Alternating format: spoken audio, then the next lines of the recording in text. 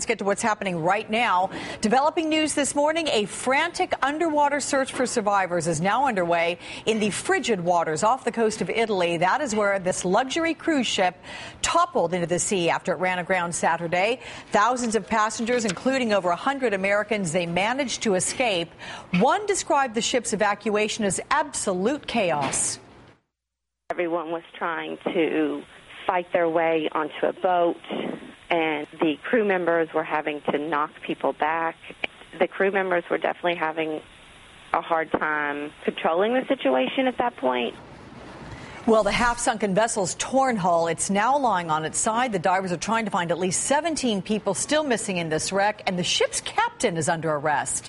NBC's Michelle Kosinski is in Porto Santo Stefano, Italy. She's got the very latest. Good morning to you, Michelle.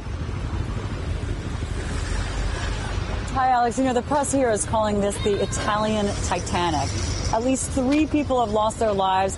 And the good news is that the number of those unaccounted for did drop significantly just today to 17, which you mentioned. But as people were being rescued, they were worried that there were still passengers on board trapped, and they were right.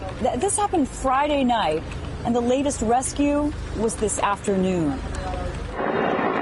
This man, just rescued, spent more than 36 hours trapped inside that ship. This video shows just a leading edge of the swell of panic that engulfed the Costa Concordia Friday night. It's not happening. I'm just not reading a rock. On board, and when survivors were able to climb their way into lifeboats, the ship already tilted sharply and sinking fast. It started just after 10 p.m., only hours after the nearly 1,000-foot cruise ship left its port. Many guests were at dinner, heard a loud rumble. The ship had struck a rock.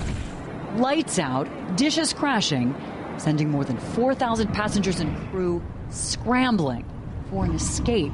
The rescue was awful. I mean, it was very, very disorganized. They described what they had only seen in movies, like Titanic, crawling nearly vertically up hallways.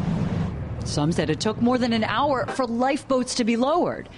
By then, the ship was on its side. It was very difficult for the lifeboats to get down because the ship was at an angle, and so the lifeboat can't go down the side of the boat like this. And so one of the boats was full of 200 people, went down and caught on the railing, and the lifeboat tipped sideways and then fell and swung, and everybody's screaming.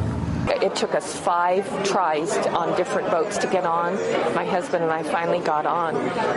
And we feel so fortunate. We feel so fortunate that we made it on a boat because others didn't. Forcing many entire families to choose a jump into the cold, dark sea, hundreds of yards from shore. But what I was very worried about when I was swimming, I was keep looking at the boat was coming. So I wanted to make sure I could get further away so if it comes, it doesn't trap us. And then I got on my back and I just said to my wife, kick, kick, kick, kick, kick, kick, kick, swim, swim. Others were rescued by helicopters, small boats. The Italian cruise line is owned by the American company Carnival, which in a statement offered heartfelt condolences. This is a terrible tragedy, and we are deeply saddened. Rescue crews continue searching, and for good reason. Last night, more than 24 hours after this started, a South Korean couple on their honeymoon were found alive on board. Investigators arrested the captain, pending their look into why, on a route this ship travels every week, it suddenly struck rock, lost power, a 160-foot gash in its hull. Officials believe there were 125 Americans on board, but none of them hurt.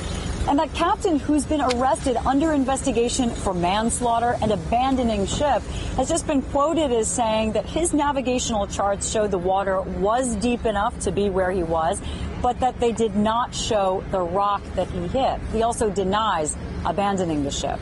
Alex. All right, NBC's Michelle Kosinski with the very latest from there.